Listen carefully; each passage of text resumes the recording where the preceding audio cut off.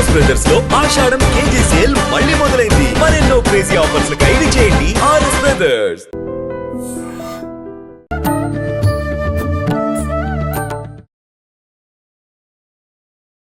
నమస్కారం, welcome to I dream. ధర్మ మార్గం విత్ విజిత కార్యక్రమానికి స్వాగతం. ప్రస్తుతం మనతో పాటు ఉన్నారు ప్రముఖులు శివరుద్ర సాధువు గారు. ఇప్పుడు వారితో మాట్లాడి శ్రావణ మాసం యొక్క విశిష్టత గురించి అడిగి తెలుసుకుందాం.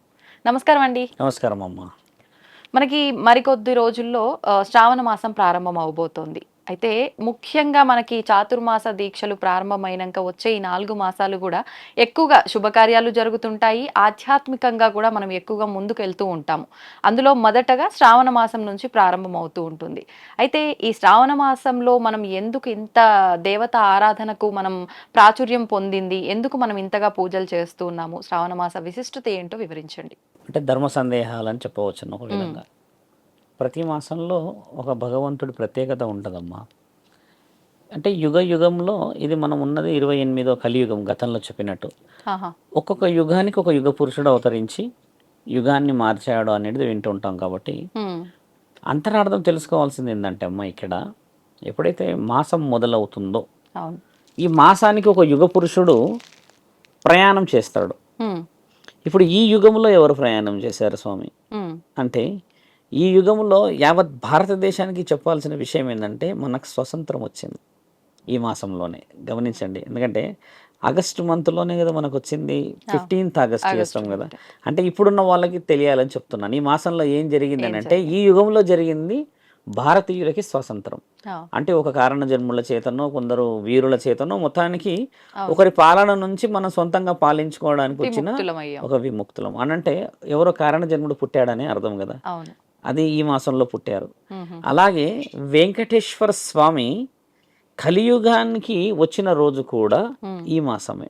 అంటే వాళ్ళు ఏం చేస్తారంటే అమ్మా, ఈ మాసాన్ని ఎన్నుకోవడానికి గల ప్రత్యేకతలు ఏమిటి ఇది తెలుసుకోవాలి. మనము దేవుళ్ళు ఎప్పుడైనా రావచ్చును, ఎవరైనా రావచ్చు. పూరి జగన్నాథ ఆలయంలో మొన్న చూసారు, 4 నెలలు తండ్రి ఏదో సపర్యాల కోసం అని చెప్పి నార్త్లో అన్ని వ్రతాలు చేస్తారు. 4 months చేస్తారు వాళ్ళు. దాని అంతరార్థం ఏంటి? విష్ణు మహానీయులు కూడా అమ్మ యుగాన్ని ఆరంభించడానికి వచ్చిన మాసం కూడా ఈ మాసమే. ఈ మాసంలో ఏంటంటమ్మా, దేవాది దేవతలు కంప్లీట్గా భూగ్రహం మీదకి వస్తారు. అందరూ ఎలా వస్తారు అని చెప్పిన దాంట్లో ఒకటి, ఇంట్లో కులదైవం ఇలవెలుపుల రూపంలో వాళ్ళు వాయనాలని అందుకోవడానికి ఒక వంత అయితే, పెళ్ళిళ్ళు జరుగుతుంది 2వ వంత అయితే, గృహప్రవేశాలు ప్రారంభాలు ఉంటాయి 3వ వంత అయితే, ఆయురారోగ్యాలు బాగుండాలని చెప్పేసి మన వాళ్ళందరూ కొన్ని ప్రత్యేకమైన హోమ కార్యక్రమాలు కానీ, కొన్ని శాంతి పూజలు కానీ చేసుకోవడానికి ప్రత్యేకమైన మాసం. ఎందుకు ఈ ప్రత్యేకమైన మాసం? బాగా లోతుగా వెళ్తే అమ్మా, శ్రవణ నక్షత్రం, ఈ చంద్రుడు ఉంటాడు కదా తల్లి, ఈ చంద్రుడు శ్రవణ నక్షత్రంలోకి కంప్లీట్గా వెళ్తాడు. వెళ్ళినప్పుడు ఏమిటంటమ్మా, నక్షత్రాలలో శ్రవణ నక్షత్రం ఎక్కువ శాతంగా శని ప్రభావంతో ఉంటుంది. మనం తెలుసుకోవాల్సిన విషయం అది. ఈ మాసం ఎందుకు అని అంటే, స్వామివారి నక్షత్రం కదా, ఎందుకు శని ప్రభావం అంటే ఇక్కడ ఉన్న విషయం కూడా అది. స్వామివారి నక్షత్రం కాబట్టి స్వాములందరూ కిందకు వచ్చారు. అది ఇక్కడ ఉన్న ప్రజలకి ఇబ్బందులు కాకూడదని దగ్గరికి ఉన్నారు వాళ్ళు. శ్రవణ నక్షత్రంలో మీరు చూడండి, ఉపవాసాలు కూడా ఉంటారు చాలా మంది. కంప్లీట్గా నెల మొత్తం కూడా మాంసాహారాలు మానేసిన వాళ్ళు ఉంటారు, కంప్లీట్గా తినేవాళ్ళు కూడా ఉంటారు. వాళ్ళు ఎందుకు అది తినకుండా ఎందుకు తినాలి అన్న దాంట్లో అర్థం ఏంటంటమ్మా, శని ప్రభావితమైన నెల కూడా ఎవరైతే మాంసాలే కానీ, ఎవరైతే మిగతా అంటే ఈ బానిస లాగా మద్యం లాంటివి ఉన్నాయి అనుకోమ్మా, వాళ్ళందరికీ ఏంటంటమ్మా, ఆల్రెడీ జీవితంలో కొంచెం ఇబ్బందులు ఉండడం చేత పెద్ద వ్యక్తులు ఏం చేశారంటే, ఒక నక్షత్రము ఒక సమయానికి కొన్ని జీవితాలని ఎక్కువ శాతంగా ప్రభావితం చేస్తారు. ఆ నక్షత్రం వచ్చే సమయానికి మనం దానికి బలి కాకుండా, అంటే ఎఫెక్ట్నెస్ ఎక్కువ రాకుండా, ఆరోగ్యాలు కానీ ఇంకేదైనా ఇబ్బంది పడకూడదు అని చెప్పేసి పూర్వీకులు నిర్ణయించినప్పుడు ఈ చంద్రుడు కంప్లీట్గా శ్రవణ నక్షత్రంలోకి ఉండి అమ్మ 15 రోజుల నుంచి ఇది సుమారు 29 రోజుల వ్యవధి ఉంటుంది. ఈ 15 రోజులు 25 రోజులు పాటించాలి అని అనడానికి గల ముఖ్యమైన కారణం ఏంటంటే, ఆ శని ప్రభావము చంద్రుడు ఎవరి మీద పడుతుందమ్మా, నీడ భూమండలం మీద కదా. మరి చంద్రుడే శని అయిపోయి అందరి మీద పడితే మరి మిగతా వాళ్ళందరికి ఇబ్బంది అవుతుంది అనేది దాని అంతరార్థం. అలా ఉండడం చేత ఈ మాసంలో ఒకంత ఉపవాసాలు ఉండి పుణ్యం సంపాదించడం, ఈ మాసంలో ఒకంత కొన్ని పతివ్రత గౌరవాలన్నీ సంపాదించడానికి, ఆయురారోగ్యాలు సంపాదించడానికి ఒక గౌరవం పూర్వం పెద్ద వ్యక్తులందరూ నిర్ణయించిన శాసనాలు ఇవన్నీ. ఇప్పుడు మనం పాటించాల్సింది ఈ గురుబలం ఎందుకు, ఈ శని ప్రభావం మన మీద ఎందుకు ఉంటుంది, మాంసాహారాలు ఎందుకు మానేయాలి అని మాట్లాడతామా. తెలంగాణ ప్రాంతంలోనే మానేస్తారు మాంసం, ఇది కూడా ఉంది ఇందులో మళ్ళీ. ఎందుకంటే ఆషాఢ మాసం మొత్తం మనది ఇప్పుడు బోనాలని, పండగలని, వేటలని ఇవన్నీ ఇప్పుడు ఎక్కడ చూసినా కోయడాలు జరుగుతుంది కదా. ఇలాంటి తంతు కూడా ఆలోచన చేసి కంప్లీట్ ఒక నెలంతా శరీరం కొంచెం మాంసాహారంతో దాంతో ఇబ్బంది ఉంటుందన్న ఉద్దేశంగా కూడా కొందరు వ్యక్తులు ఒక వ్రతం లాగా స్వీకరిస్తారు, అంటే రెస్ట్ ఇవ్వడానికని. సైంటిఫిక్గా కూడా ఇది ప్రూవేనే. ఇలా ఉన్న ఈ యొక్క మాసంలో ప్రత్యేకతలు చాలా ఉన్నాయి తల్లి, మీరు బిలీవ్ చేయరు. ఇందులో 12 పండుగలు కలిసి వస్తాయి. ఇప్పుడు చూడండి ఈ మొత్తం మాసంలో ఎన్ని ఉన్నాయమ్మా, మీ అందరికీ తెలిసిన పండుగలు. ఇప్పుడు చూడండి ఇందులో అమావాస్య ప్రత్యేకత ఉంది, పౌర్ణమి ప్రత్యేకత ఉంది.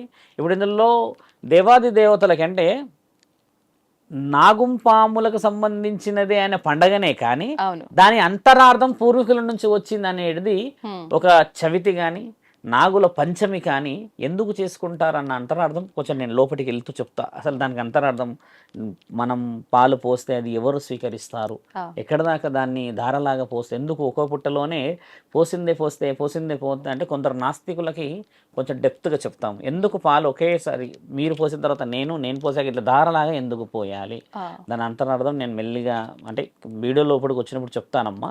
శ్రావణ మాసం పుట్టుకకి కారణం ఏంటంటే నక్షత్రాలు వాటి యొక్క ప్రభావితాన్ని భూమండలానికి దగ్గరగా తీసుకురావడం చేత కొన్ని నియమాలను పాటిస్తాం. ఇది మాసం ప్రత్యేకత మాత్రమే.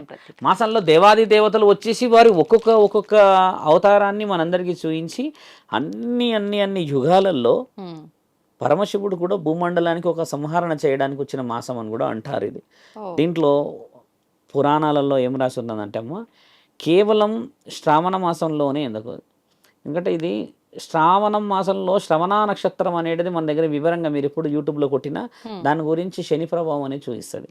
నేనేమంటున్నా అంటమ్మా, ఆ శని ప్రభావం మన మీద పడకుండా పెద్ద వ్యక్తులందరూ భూమండలానికి వచ్చేసారు కదా, అందుకనే వాళ్ళకి ఆహ్వానం పలుకుతాం. మనకు అందుబాటులోనే మన చుట్టూ ఉన్నారు కాబట్టి దేవతలు ఉన్నారు, ఆరాధనలు ఉపయోగపడతాయి కాబట్టి శ్రవణ నక్షత్రాన్ని పుట్టుకకు కారణం అదమ్మా.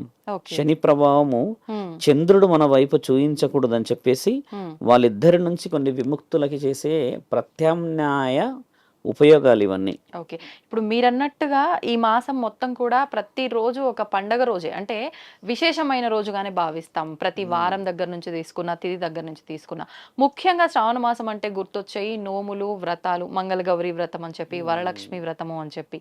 అయితే ఈ మంగళగౌరి వ్రతం చేసే విధానంలో కూడా చాలా మందిలో ఒక సందేహం, ఇది కొత్తగా వివాహం అయ్యి సంవత్సరం కూడా తిరగని వాళ్ళు మాత్రమే ఆచరించాల్సిన ఒక వ్రతమేమో అని చెప్పి. వాస్తవం ఏంటండి? వాస్తవం, మంచి మాట. ఓపికతోని ఒక భర్త, ఒక భార్య అంటే ఒక కుటుంబంలో ఉన్న ప్రతి ఒక్కళ్ళు వినవలసిన ప్రశ్న, అసలు చరిత్ర మనకి ఏం నేర్పించింది తెలుసుకోవాలి. చాలామంది గురువులు కానీ, పీఠాధిపతులు, మఠాధిపతులే కానీ ఇంకెవరైనా వచ్చి ఏం చెప్తారంటే మాసం ప్రత్యేకతలు చెప్తారు. మేము ఒక సాధువులం కాబట్టి మాసం పుట్టుకకి కారణాలు చెప్తే ఇప్పుడున్న యువతి యువకులకు అర్థం కావాల్సిన అవసరం. పూర్వం తల్లి కేవలం పురుషులే ఉన్న లోకం మనది, స్త్రీలు లేరు మన దగ్గర. పురుషులే ఉండడం చేత బాగా గమనించాల్సిన విషయం, పురుషులు ఉండడం చేత అభివృద్ధి అంటే ఒక స్త్రీ పురుషుల కలయికతోను వచ్చే వంశాభివృద్ధే కానీ జనాభివృద్ధే కానీ ఎక్కడ కలగకపోవడం చూసి బ్రహ్మదేవుడు సంధ్య అనే ఒక ఉత్తమురాలు, చాలా అందగతిని, ముట్టుకుంటే కూడా కందిపోయే ఒక మహానీయురాలని సృష్టించి ఉంచుతాడు ఆయన. సంధ్య ఆవిడ పేరు సంధ్య. ఇప్పటికి కూడా సంధ్యా సమయంలో అని కొన్ని విషయాలు అంటాం. సంధ్య అనేసరికి అందరికి ఇప్పుడు ఓన్లీ ఈవినింగ్ అని ఐడియా ఉంటుంది అంతేగాని ఆ సంధ్య అనే ఆ మహానీయురాలు చూడ్డానికి ఎంతటి అందంగా ఉంటుందంటే అమ్మ, అసలు ఆవిడ చూడాలన్నా కూడా ఒక జన్మ సరిపోదు.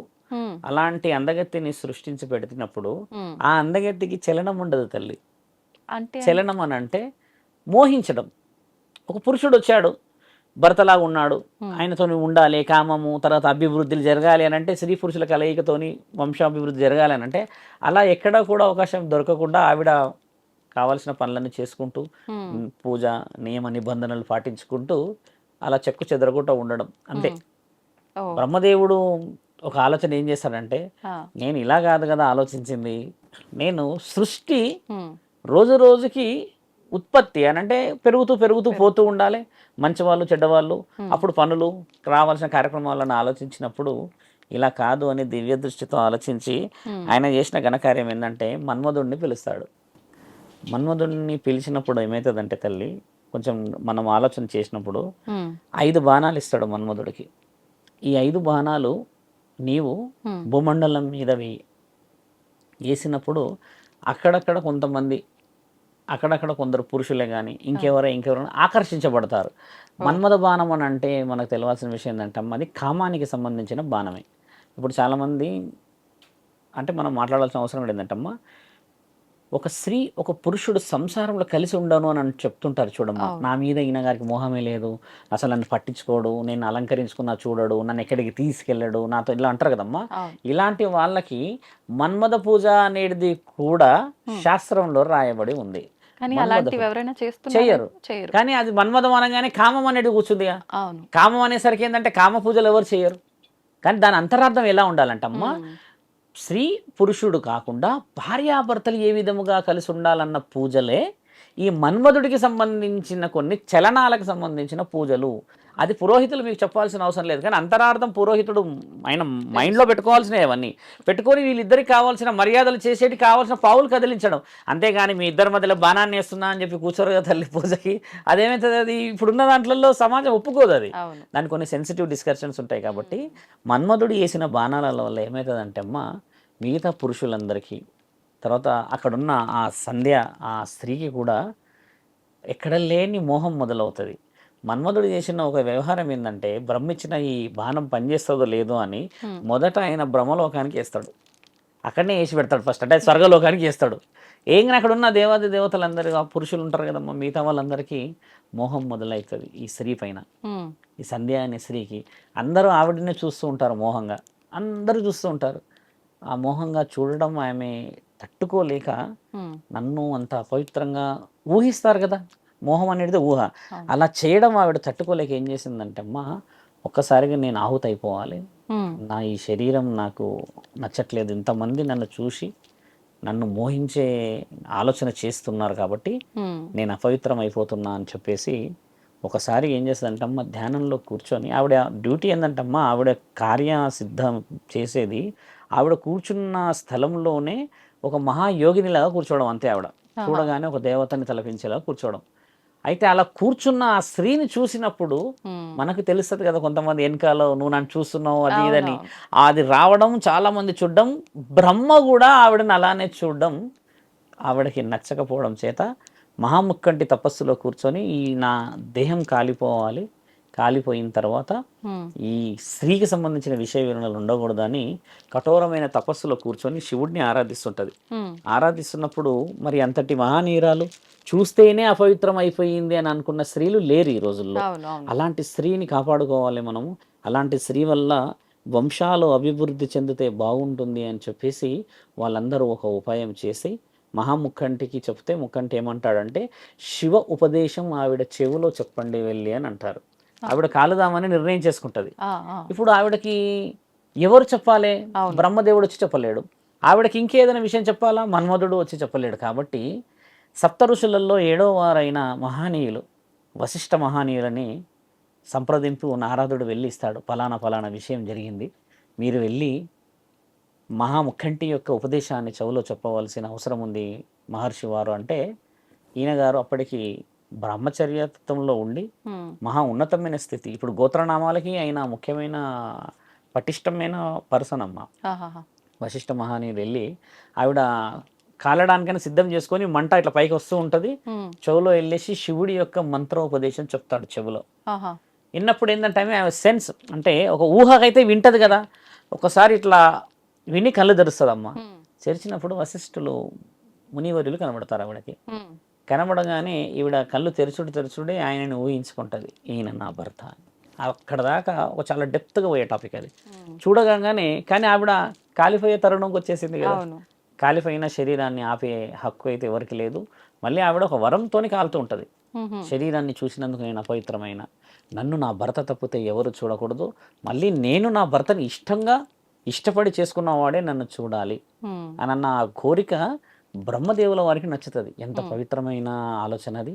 అలాంటి వ్యక్తులు ఉండాలి అని చెప్పేస్తే అప్పుడు చూస్తూ చూస్తూ ఒక వరం తీసుకుంటుంది, నేను మళ్ళీ పుడతాను అని. అలా మళ్ళీ పుట్టడానికి వచ్చిన మహానీయురాలు అరుంధతి మాత. ఇప్పుడు అరుంధతి మాత రెండో స్టెప్లోకి వస్తుంది. అరుంధతి కంటే ముందు ఉన్న తల్లి సంధ్య. అరుంధతి మాత విషయ వివరణలు మనందరికీ తెలిసిన.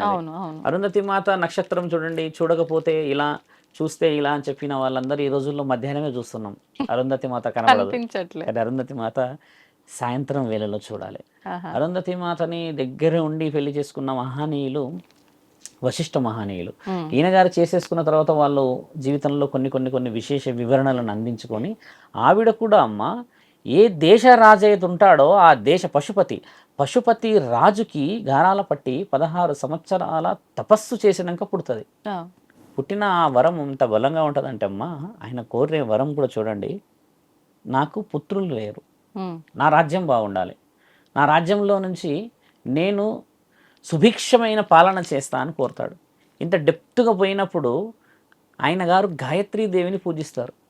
గాయత్రీదేవి ఒక హోమంలో నుంచి బయటకు వచ్చి చెప్తుంది, మీకు ఒక దేవత లాంటి స్త్రీ మహనీయురాలు పుడుతుంది అని అంటది. ఈయన కోరిందేమో పురుషుల గురించి కోరితే ఈయనకి అమ్మ అని చెప్పి ఆ ప్రశ్నకి జవాబు ఇవ్వలేకపోతాడు, వెనక్కి జరుగుతాడు, తదాస్సు అని వెళ్ళిపోతుంది. అరుంధతి మాత విషయాలు చరిత్రలో గొప్పగా ఎందుకు వచ్చాయనేది మళ్ళీ కొంచెం డెప్త్లోకి వస్తే అర్థమవుద్ది. తర్వాత అరుంధతి మాత వశిష్ఠ మహనీయులు లోకంలో ఎన్నో గొప్ప పనులు చేసేసమ్మ ఏ వరాన్ని పొందుతారు తెలుసా తల్లి? మరో జన్మకి 100 మంది పుత్రుల్ని సంపాదించాలన్న వరం పొందుతారు వాళ్ళు. మరో జన్మకి 100 మంది పుత్రులు కావాలి అన్న వరం పొందినప్పుడు 100 మంది పుత్రులని మరి ఒక స్త్రీ ఏ విధంగా సంపాదించగలుగుతుంది అన్న ఆ తరుణంలో అమ్మ ఆవిడ ఏం చేస్తుందంటే అమ్మ, ఇప్పుడు మనం తెలుసుకోవాల్సిన మీ ప్రశ్న, వ్రతాలు హోమాలన్న ముఖ్య స్త్రీ సతీ సావిత్రి. అరుంధతి మాత ఏం చేస్తుందంటే అమ్మ, మళ్ళీ సతీ సావిత్రి లాగా పుడుతుంది. పుట్టినప్పుడు ఆ దేవత ఏం వరం ఇచ్చింది, ఒక స్త్రీ మహానీయురాలు మీకు పుడుతుంది దేవత లాగానంటే, ఈ దేవత వాళ్ళ కడుపులో పుట్టి ఉంటుంది. పుట్టడం చేత ఆ దేవత ఏం చేస్తుందంటమ్మా, చూడడానికి ఎవరు పెళ్లి చేసుకోవడానికి ముందుకు రారు, దేవతని ఎలా పెళ్లి చేసుకోవాలి అని. ఎందుకంటే అందచందాలను చూసి ఆ చీర కట్టు చూసి ఎవరు ముందుకు రారు. ఆవిడ ఏంటంటే అమ్మా, మంచి గమనించాల్సిన ప్రశ్న, నేను మోహించిన వాడే నాకు భర్త, నాకు కనబడిన వాడే భర్త అని సంధ్యలాగా ఉన్న శరీరాలు ఇవన్నీ. అంటే ఆవిడ సంధ్య, అరుంధతి, సతీ సావిత్రి. ఈవిడ వశిష్ఠ మహాముని వర్యులని తప్పితే మిగతా ఎవరిని కూడా జీవితంలో ఊహించుకోలేదు. అంటే ఆత్మ ఒకటే, శరీరాలు మారింది, ఆవిడ తత్వాలు మారినాయి అన్న విషయం చాలా ముఖ్యమైనది ఇక్కడ. సతీ సావిత్రి లాగా వచ్చిన తర్వాత జరిగిన మహా సంఘటన ఏంటంటమ్మా, మీకు అందరికీ తెలిసిందే. అరుంధతి నక్షత్రం ఎందుకు చూడాలి, తర్వాత సతీ సావిత్రి వ్రతాలు ఎందుకు, ఇప్పుడున్న ఈ మాసంలో ప్రత్యేకతలు అని అంటే, ఆవిడకున్న వరము, అమ్మా నీకు మేము సంబంధం చూడలేం, నిన్ను ఎవరు మెచ్చట్లేరు, వస్తున్నారు నీ కాళ్ళు మొక్కుతున్నారు, లేదా నిన్ను చూసి దేవతాన్ని మొక్కేసి వెళ్ళిపోతున్నారు, కానీ ఇప్పుడు మేము ఎవరిని చేయాలి, ఎలా ముందుకు వెళ్ళాలి, నీవే నీ చెలికత్తలతో చెప్పమ్మా, వెళ్ళేసి దేశాటనో లేకపోతే పర్యటన చేసిరా అని అన్నప్పుడు ఒక దగ్గర ఒక అశ్వం, ఆ గుర్రం ఉండి ఆ గుర్రం పక్కనే చెట్లు కొట్టుకుంటూ ఆ రాళ్ళు మన ఈ అడవిలో కట్టెలు కొట్టుకుంటూ ఒక అతను పక్కనే తల్లిదండ్రులకు ఇద్దరికి కళ్ళు ఉండకుండా వాళ్ళ కోసమని ఈయన ఆ కట్టెలు కొట్టడం చూస్తుంది. ఈవిడ చూసిన ఆ వ్యక్తి చూసి ఒక్కసారిగా వాకాబు పెట్టిస్తుంది. వాకాబు అంటే ఎంక్వైరీ పెడతాగా, ఎవరైనా ఏంది అని అంటే, ఆయన ఒకప్పుడు బాగా రాజ్యాన్ని చూసిన రాజు, ఆ రాజ్యం అంతా కూలిపోయి ఫలానా వ్యక్తులు నమ్మక ద్రోహం చేయడం చేత ఈయన గారు ఈరోజు దీనమైన స్థితిలో తినడానికి లేని పరిస్థితుల్లో ఉన్నారు అని చెప్పినప్పుడు నారద మహామునియులు వచ్చి ఈయన తండ్రికి చెప్తారు. సతీ సావిత్రి అమ్మ తండ్రికి పశుపతికి చెప్తారు. ఆయన ఏమంటాడంటే, అమ్మ అలాంటి వాడిని ఎలా పెళ్లి చేసుకుంటుంది, ఈవిడ రాజ్యాధికారి, రాజ్యంలో ఒక మంచి ఉన్నతమైన స్థితిలో అనుభవిస్తుందని అంటే, అలా ఉన్న పెళ్లి చేసుకోవచ్చు, కానీ ఆయన గారికి మరణగండం 365వ రోజు ఉంది, ఏ రోజైతే తాళి కడతారో ఆ రోజు నుంచి అని అంటారు. పెళ్ళి అయినారు కరెక్ట్గా 1 year. సంవత్సరం ముందే అనగానే ఆయన కళ్ళు తెరిచి అలా అమ్మాయిని అడుగుతాడు, బిడ్డని, ఏం సంగతి, ఎట్లా ఉంటుంది అంటే, నాకు నచ్చిన వాడిని చేసుకోమన్నావు కాబట్టి నేను ఆయనని చేసుకుంటాను, ఆయనే నాకు ఇవ్వాలి అని అంటే తండ్రి ఏమంటాడు, అలా చేయడం కష్టం కదా. అవును. తెలిసి రేపటి రోజు తెలిసి. పరిస్థితి నీదమ్మా, నువ్వు మంచి జీవితం ఉన్నది, కోల్పోతావని అన్నా కూడా వినదు. ఆ! వినకుండా అమ్మ, ఈవిడ మనస్సాక్షిలో 2 జీవితాలు గెలిచిన వ్యక్తి. ఈ మూడో వ్యక్తి సత్యవంతుడు సతీ సావిత్రి అమ్మని చూసినప్పుడు వీళ్ళిద్దరికీ ఒక పెళ్ళి తంతు అంతా చేసిన తర్వాత హ్మ్. కష్టాలు పరమశివుడు ఎక్కడ పెట్టాడు ఆ! గమనించాల్సిన విషయం ఏంటంటమ్మా, ఈవిడ కోరిన వరం ఏమిటి, అక్కడ మొదట సంధ్య అన్న ఒక అమ్మలాగా ఉన్నప్పుడు, హ్మ్. హ్మ్. మహాపతివతలాగా ఉన్నప్పుడు ఆవిడ కోరిన ఒకే ఒక మాట ఏంటంటే, నేను ఇష్టపడిన వాడు నాకు భర్త నాకు రావాలి, నన్ను చూసి మోయించిన వాడు కావాలి, దానివల్ల హ్మ్. భవిష్యత్తు తరాలకి మేమిద్దరం ఆదర్శం కావాలి అని కోరికని పరమశివుడిని ఆ మంత్రం విన్నది కదమ్మా. అవును. విన్నప్పుడు ఉపదేశం. తండ్రి తదాస్తు అని అంటాడు అనమాట ఆవిడని. ఆ! ఆ తదాస్తు అన్నప్పుడు తండ్రి ఏమంటాడనంటే, నేను ఇష్టపడిన వాడు నాతో ఉండాలి అన్న వర్డ్ ఆమె మొదటి జన్మలోనే పొందుతుంది. హుహు. పొందినప్పుడు ఈయన గారు మూడో జన్మల ఎవరైతే వశిష్ఠ మహానీయుడు సత్యవంతుడిలాగా వస్తాడో తల్లి, అవును. ఈయన మొదటి జన్మలో ఉన్న భర్త కావడం చేత హ్మ్. ఈ అమ్మ మదిలో ఉంటుంది, నేను నా భర్తని కాపాడుకోవడానికి మార్గం పరమశివుడిచ్చాడు. ఈ విషయం అంతా సృష్టికి విధాతకి ఈ మహానీయురాలకు మాత్రమే తెలుసుంటుంది తల్లి. మిగతా ఎవరికి విషయాలు తెలియక హ్మ్. పెళ్ళయిన తర్వాత వాళ్ళిద్దరూ చాలా చాలా చాలా పరమశివుడు ఎలాంటి కష్టాలు పెడతాడంటే అమ్మ, తినడానికి కూడా పరిస్థితులు ఉండవు. ఆ! వచ్చిన ఒక బట్టలు ఈయన ఇద్దరు కలిసి వచ్చిన దుస్తుల మీదనే ఉండి తీవ్రమైన పరిస్థితి అనుభవిస్తూ అనుభవిస్తూ ఇస్తూ కొన్ని రోజులకి ఒక దుస్తువు పాడైతే ఇద్దరు కలిసి ఒక దుస్తువునే, హ్మ్. ఈ శరీరం నుంచి ఆ శరీరం, ఆ శరీరం నుంచి ఈ శరీరం అంతే. ఇప్పుడు భర్త ఆ దుస్తులు వేసుకుంటే భార్య ఇంట్లోనే ఉండాలి, ఇంట్లో భార్య ఉంటే భర్త బయట ఉండాలి. అంటే వాళ్ళకి అంతటి స్థితిని పరమశివుడు చాలా దగ్గరగా అనుభవించేలా పెడతాడు తల్లి. హ్మ్. చూసి ఎందుకంటే పరీక్షలు అనొచ్చా ఇవన్నీ? పరీక్షలే. ఆ పరీక్షలు అలా పెట్టినప్పుడు మీరు అడిగిన ప్రశ్నకి ఒక ప్రతి పతివ్రత యొక్క పరీక్షలు చెప్తున్నాం హ్మ్. సమాజానికి ఉపయోగపడేది. ఆ ఆ మహనీయురాలు ఎక్కడ కూడా తగ్గనీయకుండా అన్ని పనులలో సహకరించుకుంటూ ముందుకు వచ్చిన తర్వాత ఏం జరుగుతుందంటే, ఒక రోజు మహాముఖ్యంటి పరీక్షించే సమయం వస్తుంది. వాళ్ళకు గుడ్డలు కూడా అడ్జస్ట్ చేసుకోలేని పరిస్థితిలో, ఇంట్లో కూడా గంజి మెతుకులు కూడా ఉండని పరిస్థితి చూసి హ్మ్. ముక్కంటి మొదటి శ్రావణ శుక్రవారం రోజు గడప మీద అడుగు పెడతాడమ్మా. పెట్టి భిక్షాటనకు వస్తాడు. హ్మ్. భవతి భిక్షాం దేహి అని గట్టిగా అరిచినప్పుడు ఆ సమయానికి సత్యవంతుడు బయట ఉంటాడు. ఆ! అంటే కట్టెలు కొట్టడానికో లేకపోతే వ్యవసాయం పనులకు పురుషులు, ఈ అమ్మ లోపటే ఉంటుంది. ఈవిడ ఏం చేస్తుందంటే అమ్మ ఆ సమయానికి హ్మ్. చూడండి, పతివ్రత అంటారు. ఈవిడ ముగ్గులు, అలంకరణలు, ఇంట్లో వివిధమైన రకాలైన గౌరికి సంబంధించిన మంగళకరమైన నిర్ణయాలు చేస్తుంటుంది. అలంకరణ చాలా బాగా చేస్తుంది. పొయ్యి హ్మ్. అప్పట్లో మట్టి పొయ్యి కదమ్మా. అవును. పొయ్యి నుంచి ముగ్గులేసి గడప నుంచి ముగ్గులేసి అలా వస్తూ వస్తూ వస్తూ ఉన్న ఆ సమయంలో ఈయన గారు వచ్చి అక్కడ నించోగానే హుటాహుటిన బయటికి రాలేకపోతుంది. హుటాహుటిన బయటికి రావాలి కదా. ఇప్పుడు ఒక వ్యక్తి వచ్చాడు అని అంటే కనిపెట్టే పరిస్థితుల్లోనే ఉండవచ్చును. ఉండొచ్చు. బయటికి రాలేని పరిస్థితులు ఉండడం చేత ఆయన గారిని కొన్ని మాటలతో మైమరిపించి, మీరు ఇలా ఉండండి, మీరు కారణంతో వచ్చారని మాకు అర్థమైంది, హ్మ్. మీలాంటి వాళ్ళ అంటే వచ్చింది ఆశీర్వాదం. పరమశివుడేనా ఆమెకు తెలుసా? వచ్చింది పరమశివుడు అని కాదు, సాధు సాధువు వచ్చిండనంటే వచ్చిండు. సాధు వెనకాల పరమశివుడే అని అర్థం. హ్మ్. సాధువుల గౌరవం అది కదమ్మా. ఒకసారి భిక్ష కూడా పెట్టాలి ఇంటికి అని సాధువులు ఎందుకు అంటారంటే దాని అర్థం హ్మ్. పరమశివుడు నెక్స్ట్ అంటే దేవాది దేవతలు వీళ్ళు వెనకాల ఉంటారు.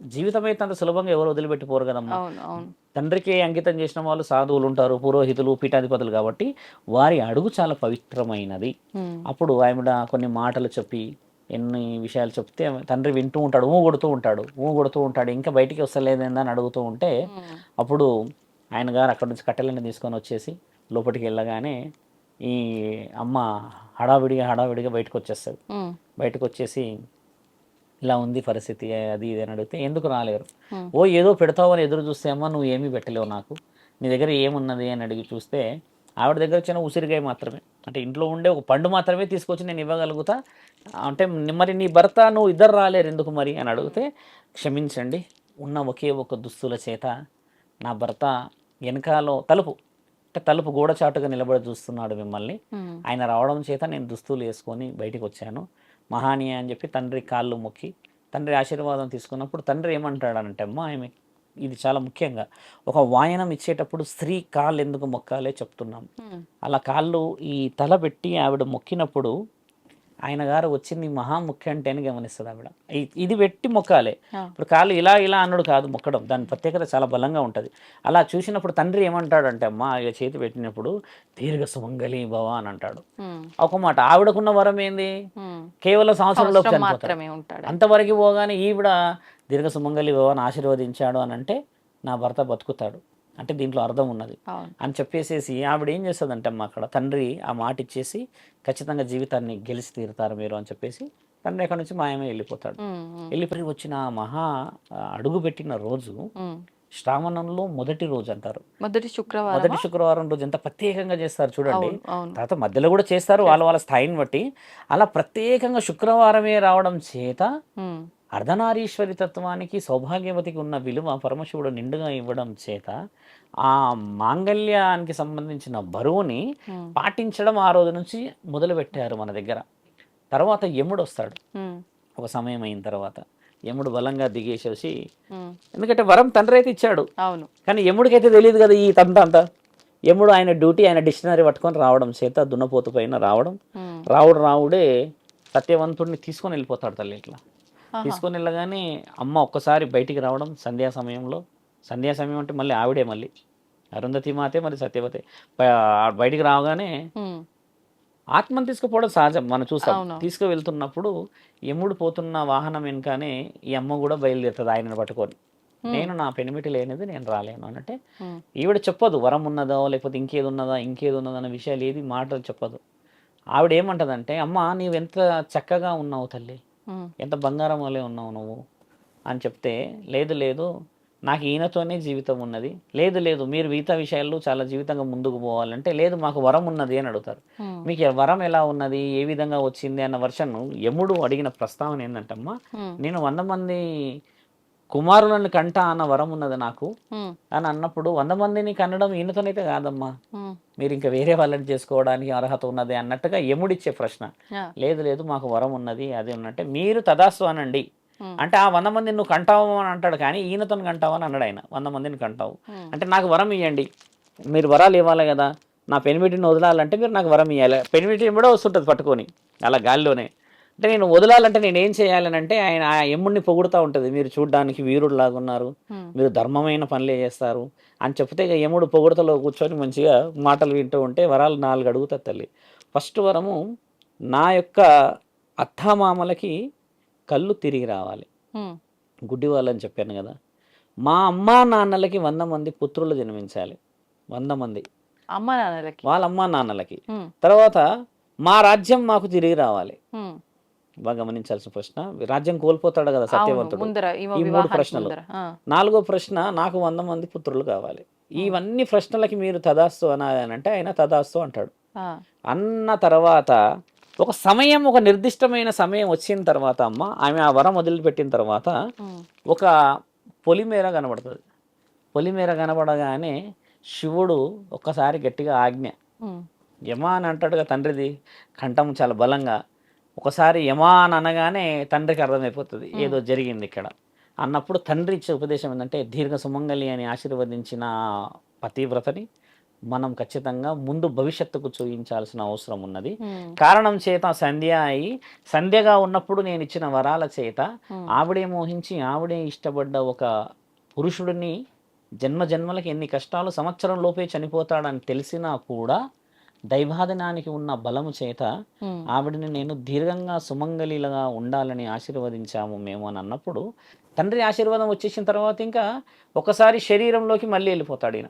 అయినా అట్లా ఒక్కొక్క జన్మలో ఉన్న వరాలు ఇంకో జన్మలో వర్తిస్తాయా? అలా ఉండదు. బాగా గమనించాల్సిన ప్రశ్న అమ్మ.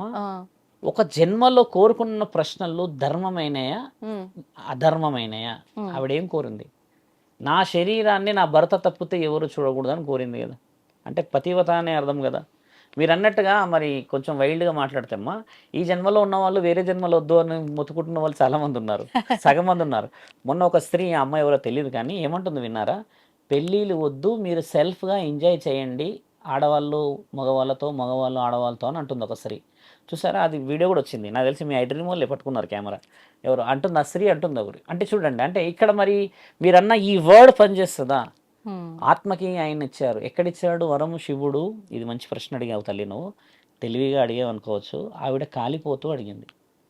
సంధ్య అమ్మ కాలుతో అడిగిందంటే మాట ఇచ్చింది ఎవరికి? తండ్రి. శరీరంతో పాటు ఆత్మకే, కాబట్టి ఈ ఆత్మ పవిత్రమైనదే కదా. అందుకని చెప్పేసి ఆవిడ ఒక్కొక్క జన్మలా ఒక్కొక్క రుజువు చేసింది. ఈ ఎవరైతే సత్యవంతుడి గురించి చెప్పినామమ్మా, ఈ విషయం జరిగింది ఏ యుగంలో తెలుసమ్మా? మహాభారతంలో జరిగింది. మహాభారతం జరిగినప్పుడు శ్రీకృష్ణుడు కూడా ఉన్నారు కదా. ఆ సమయంలో ఇక్కడ ఒక స్త్రీకి అమర్యాద జరుగుతూ ఉన్నది, స్త్రీలని తక్కువ చేస్తూ ఉన్నారు, స్త్రీల యొక్క గౌరవాలను నిర్ణయించాలి అని చెప్పేసి ఆవిడ ఒక్కొక్క జన్మకి మళ్ళీ మళ్ళీ పుట్టి సమాజానికి మన దగ్గర పాటించడం, నేను ఓపెన్గా చెప్తున్నా, సతీ సావిత్రి వ్రతాలు మన దగ్గర ఎక్కువ శాతంగా చెయ్యరు. నార్త్లో పోయి చూడండి, ఒక్కొక్కరి ఇంట్లో భార్యడ పూజలు చేస్తారు కూర్చొని, శ్రావణ మాసంలోనే చాలా స్పెసిఫైడ్గా చేస్తారు నార్త్లో. ఎందుకు చేస్తారు అని అంటే మన దగ్గర కొంచెం తగ్గింది పూజల విషయాలు, వివరణలు. ఇప్పుడు వాయనం అనేది ఎవరికి ఇవ్వాలమ్మా? తెలివిగా పోవాలి, సుమంగళి స్త్రీలకే కదా. మనసు పెట్టి మళ్ళీ అడగండి, వాయనం ఎవరికి ఇవ్వాలమ్మా? ఇప్పుడు సుమంగళి స్త్రీలు కదా. సుమంగళి అని ఆశీర్వదించి మళ్ళీ నేను సుమంగళిలా ఉండు అని చెప్పిన స్త్రీలకే ఇవ్వాలా? లేకపోతే ఊరికి నువ్వు ఇస్తే వాయనం వచ్చి నీతో కాళ్ళకి పసుపు పెట్టించేసుకొని బొట్టు పెట్టించేసేసుకొని కొంగు చాచుల్లో తీసుకుపోయే వాళ్ళకి ఇవ్వాలా? వాయనం ఎవరికి ఇవ్వాలి తెలుసా తల్లి? నిజముగా ఒక సౌభాగ్యవతి, నిజముగా ఇంకొక సౌభాగ్యవతిని మనస్ఫూర్తిగా ఆశీర్వదిస్తుందన్న ఆ స్త్రీకే ఆ సౌభాగ్యానికి బలం. పరపతితో కాదు ఇదంతా. సంవత్సరంతో చనిపోతున్న మహానీయుని గెలిచిన దేవాది దేవతలు ఇప్పటికీ వారి కోసమే పాటిస్తున్న వ్రతాలు ఈ మాసంలోనే జరిగింది. కాబట్టి ఈ మాసంలో దేవాది దేవతలు ఇంటింట సంచరిస్తారు. కాబట్టి మీకు ఎంతరాదని నేను చెప్పాల్సిన అవసరం లేదమ్మా. కానీ చరిత్ర మనకు తెలియకపోతే ఈ వాయనానికి విలువ లేదు. మేము ఓపెన్గా చెప్తున్నాం తల్లి. నేను ప్రత్యక్షంగా అనుభవించిన ఒక భక్తురాలి చిన్న విషయమే. హైదరాబాద్ వాసులే, భర్తకి ఆరోగ్య పరిస్థితి బాగలేని సమక్షంలో ఆవిడ ఏం చేసిందంటే, ఏ స్త్రీ అయినా పెళ్ళైన 3 నెలలకే గర్భవతి అయింది. ఈ బిడ్డ 8వ నెల ఉన్నప్పుడు అలా ఆయన కంప్లీట్ కొలాప్స్ అయిపోయాడమ్మా. కొలాప్స్ అని అంటే ఎలా అంటే, మనిషి మెల్లగా మెల్లగా మెల్లగా మెల్లగా మెల్లగా మెల్లగా ఆరోగ్య పరిస్థితి క్షీణించి మంచానికి కంప్లీట్ అర్హత. ఎంతమంది చెప్పారంటే తెలుసా అమ్మా, ఆయన ఇంకొక 2-3 months 4 months 5 months 2-3 months 4 months ఇదే కంప్లీట్గా ఉంటే ఈవిడ ఏం చేసిందంట, ఒకరోజు ఉంటారు ఊర్లో పెద్ద మనుషులు వాళ్ళు, ఇట్లా కాదమ్మా, దానికి ఏదో ఒక అంతరార్థం ఉంటుంది, ఎవరినో కలువు చేయి, ఇక్కడ అక్కడ అంటే ఇక్కడ కాదు అక్కడ కాదు. ఆవిడ కాశీకి పోయిందంట. కాశీకి ఇట్లా కనుక్కొని పోయి కాశీలో ఒక గురువు చెప్పిరట, అమ్మ 11 మంది దగ్గర, అంటే 11 ఆడవాళ్ళ దగ్గర కాళ్ళకి పసుపు రాసుకొని, పట్టు వస్త్రాలు, నెత్తిలో పువ్వులు పెట్టుకొని ఎవరైతే మాంగళ్యాన్ని అంటే ఈ వాయనాన్ని ఇస్తారో శ్రావణంలో 5 అంటే 5 వారాలు ఉంటాయి కదా, 5 వారాలు 11 కడపలకి నీ కొంగు చాచి భిక్షాటనకి వెళ్ళు అన్నాడు. అంటే ఇలా అంటే కొంగు చాచి భిక్షాటన అంటే చేస్తారా స్వామి, మరి వాళ్ళు పవిత్రంగా చేసుకుంటారు కదా పండగ అంటే, లేదు ఈ యొక్క మహానీయమైన ఒక ఆలోచన మన పురాణాలలో రాసి ఉంది. ఒక స్త్రీ ఏమి చేయగలుగుతుందో. ఆవిడ ఏం చేసింది, ఆహాన్ని చంపుకొని, తర్వాత బాధను చంపుకొని, ఉన్న ప్రాంతంలో పోయి అడుగుదామంటే ఎవరు కూడా ఇస్తారే కానీ ఎన్ని వెనుక మాటలు ఉంటాయి, ఎన్ని ముందు మాటలు ఉంటాయి. అలా ఒక్కొక్క వారం ఒక్కొక్క ప్రాంతానికి పోయి భిక్షాటన చేసి వచ్చిన తర్వాత 90 రోజులకు వాళ్ళ భర్త 90 రోజులకి, నేను మాట విన్నాను, 3 నెలలకి వాళ్ళ భర్త బెడ్ రిడన్ ఉన్న మనిషి పైకి లేచి కూర్చొని పని హెవీగా చేయట్లేడు, కానీ తినేసి ఈవిడతో చేదోడు వాదోడుగా రావడానికి, మార్కెట్కి అటు పోవడానికి చేయడానికి సహకరిస్తున్నాడు. ఇద్దరు కలిసి ఇంట్లోనే స్టేషనరీ పెట్టుకున్నారు. ఇప్పుడు అది ఎంత గొప్ప మాట అయితే, ఆ స్త్రీ నా చెవులో చెప్పిందమ్మా మాట వచ్చి, స్వామి అసలు అంత ఉంటుందా? నా కామెంట్ కూడా పెట్టింది. ఆ కామెంట్ మరి ఎందులో పెట్టింది తెలియదు, ఇట్లా పెట్టింది. మీకు గుర్తుందా స్వామి, నేను ఒక 3-3.5 సంవత్సరాల క్రితం మిమ్మల్ని పలానా సికింద్రాబాద్లో కలిసిన అని చెప్పి. ఎంత బలం ఉంటే ఒక సాధువు ఆ మాట చెప్తే, ఈ తల్లి పాటిస్తే దేవాది దేవతల వరం ఎందుకు వస్తుంది అని అంటే, అమ్మ నీవు గౌరీమాతను పూజిస్తావు, నేను దుర్గామాతను పూజిస్తా, ఇప్పుడు అక్కడ ఉన్నాడు ఆ స్వామి వెంకటేశ్వర స్వామిని పూజిస్తాడు. కాబట్టి నీ ఈ భిక్షల వేరే వాళ్ళ దేవతల బలం పడాలి. పడినప్పుడు నీ కులదైవం కూడా, నీ ఇలవెల్పు కూడా బరువులోకి వస్తాడు. అదే కదమ్మా ఒక పతి వ్రత లక్షణాలు అంటారు. అది ఆ. ప్రతివ్రత లక్షణాలు కాదు. పతి అంటే ఎవరు? భర్త. లక్షణాలని లక్షణీయంగా చేయగలిగిన స్త్రీయే కొంగు చాపి చాచగలదా తల్లి? ఒక మాట ఆలోచించు. పోగలదా ఒక స్త్రీ? ఏ స్త్రీ పోదు కొంగ చాచి. కానీ నేను ఇప్పుడు చెప్తున్న మాట, ఒక సాధువునైనా నేను తండ్రి ముక్కంటి మీద ఆన, ఏ స్త్రీ అయితే 10 రకాలుగా ఇంటికి వెళ్ళేసి వాయనం స్వీకరిస్తుందో వాళ్ళ ఇంట్లో ఖచ్చితంగా ఆరోగ్యానికి సంబంధించి మరణ గండాలకు సంబంధించిన ఆ గడియ తప్పిపోతుందమ్మా. ఈ శ్రావణ మాసానికి ఉన్న ప్రత్యేకత అది. నువ్వు వాయనము పిలిచేసి ఇచ్చేసిన దాంట్లో పార్షాలిటీ చూపించడం కాదు. అసలు వాయనానికి అంతరార్థం వివరిస్తారు తెలుసా అమ్మా? ఏ భర్త ఆరోగ్యం బాగుండదో, ఏ భర్త ఉద్యోగం ఆర్థిక పరిస్థితులు బాగుండవో, ఏ భార్య నేను నా జీవితాన్ని గెలవాలని నిండుగా అనుకుంటారమ్మా, అలాంటి స్త్రీకి దేవాది దేవతలు కిందకు వస్తారు తల్లి. ఇప్పుడు చెప్పండి, ఇంతమంది దేవతలు ఎందుకు కిందకు వచ్చారు? ప్రశ్న అర్థమైంది ఎందుకు వస్తారో వాళ్ళు?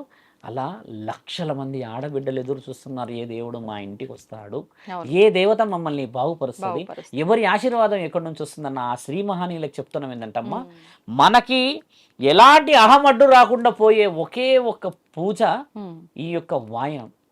వాయనం కూడా ఇచ్చే పద్ధతి చాలా బలంగా ఉంది తల్లి. వాయనం ఎలా ఇస్తారు చూడండి. పసుపు ఆవిడ పెట్టేసుకుంటుంది అక్కడ, ఈవిడ లోపలికి రాకూడదు. ఎందుకంటే అంతా టైల్స్, వైట్ టైల్స్ ఒక్కోసారి మరి పసుపు మాయం అయిపోతాయి. పతివత లక్షణాలు ఏం తెలుసా తల్లి? కేశాలన్నీ వదిలిపెట్టి నిండుగా పువ్వులు పెట్టి ఈవిడ చేతికి నిండు పసుపు, ఇక్కడి వరకు ఎర్రపచ్చ గాజులు వేసుకొని కాళ్ళకి పసుపు పెట్టుకొని వచ్చిన ఆ మహానీయురు మహాలక్ష్మి మా ఇంటికి వచ్చింది అని చెప్పి ఈవిడ వెళ్ళి పెట్టాలి పసుపు. అలా పెట్టి ఆలోచన ఏమని ఆలోచించాలి? ఆవిడ బాగుండాలి, మనము బాగుండాలని ఆలోచించి ఆ అడుగు కదమ్మా ఇంట్లోకి పెడితే వాళ్ళ దేవత కూడా వస్తుంది కదా. ఇప్పుడు ఈమెకి పెడతలేవు నువ్వు మాంగళ్యానికి పసుపు. ఇప్పుడు మీరున్నారు, మీ పేరు పలానా విజయ అనుకో తల్లి, మీ ఇంటి దేవత వస్తున్నది నీతో పాటు. అదే కదా ఇలవెల్పుల బలము. అందుకు ఈ మాసానికి వచ్చింది కదా. ఆవిడ లోపలికి రావడం చేత ఈ బిడ్డని ఆశీర్వదిస్తుంది. ఎందుకంటే నా బిడ్డని కల్మషం లేకుండా నా ఆ కాళ్ళకి పసుపు పెట్టి ఆహ్వానించినప్పుడు ఆవిడిచ్చే బలమే. ఇలా అక్షంతలు ఎలా వేసే పద్ధతి కూడా అక్షంతలు చూడండి, చాలా చాలా చాలా చిన్న చూపుతో వేస్తారు. నేను వాళ్ళకే చెప్తున్నానమ్మా, ఎప్పుడైతే వాయినం ఇస్తామో తమలపాకు పెట్టి ఒక చిన్న కుడుక పెట్టి అందులో వాళ్ళు ఒక్క పెడతారు. ఒక్క పెట్టిన తర్వాత ఒక పసుపు కొమ్మ పెట్టాలి తల్లి. పసుపు కొమ్మ పెట్టి దాంట్లో పసుపు కుంకుమ పోయాలి. అది మన దగ్గర కుడుకలో మన వాళ్ళు పోయారు. పోసిన దాంట్లో కొంచెం బియ్యము మంచిగా మన నిండు చేతులతో 5 ముత్తైదులతో మంచి ఒక నిండుగా ఒక గమేలంలో బియ్యం పోసుకొని చేతులకి మంచిగా అంటే ఇలా రాయాలి పసుపు వేసుకొని. కొంచెం నూనె పోస్తే చకచకా మెరుస్తుంది. తీసి ఆ అక్షంతలు కూడా అందులో పెడితే ఏదైతే వాయినం నువ్వు ఇచ్చినప్పుడు ఆ అమ్మ తీసుకుంటుందో తల్లి, కాళ్ళు నిండుగా మొక్కి ఇలా పైకి చూసినప్పుడు అక్షంతలు వేయాలి. తల కిందికి పెట్టగానే అక్షంతలు వేసేస్తున్నారు. అలా కాదు, ఇలా పైకి చూస్తే ఎవరిని చూస్తారో తెలుసా అమ్మ? ఇలా చూసినప్పుడు నీ వంశంలో ఉన్న ఆధిపత్యంలో కూర్చున్న ఆ అంశ దేవత చూస్తుంది. అప్పుడు ఇలా వేసేటప్పుడు దీర్ఘ సుమంగళి భవానో లేకపోతే మనోవాంఛ ఫల సిద్ధరస్తా అని నువ్వే అనుకోవాలి. ఓ పురోహితుడు బ్రాహ్మణుడు వచ్చేసి వేయాల్సింది కాదు ఆ సమయం. ఇది ఆడవాళ్ళు తీసుకోవాలని ఎందుకు పెట్టిరంటే, ఒక మహానీయురాలు అరుంధతి, ఒక మహానీయురాలు సతీ సావిత్రి, ఒక మహానీయురాలు ఎంతెంత మంది వేసేస్తే మనకి ఈ రోజు వచ్చింది సమయం. ధన్యవాదాలండి, మంచి విషయాలు వివరించారు. నమస్తే. నమస్కారం. తవ్వుతూనే శివలింగం సరే దాన్ని అట్లా కప్పేసేయండి, చూపించదండి. Krishna is there. మూర్తి పూజ కాదు, సాక్షాత్ బ్రజేంద్ర నందన భగవాన్ ఉన్నారు మూర్తిలో. ఏమీ ఆశించకుండా ఆరాధించే వాళ్ళు కూడా ఉన్నారా ప్రభుజీ? నిజమైన భక్తి అంటే మనకు తెలియదు కాబట్టి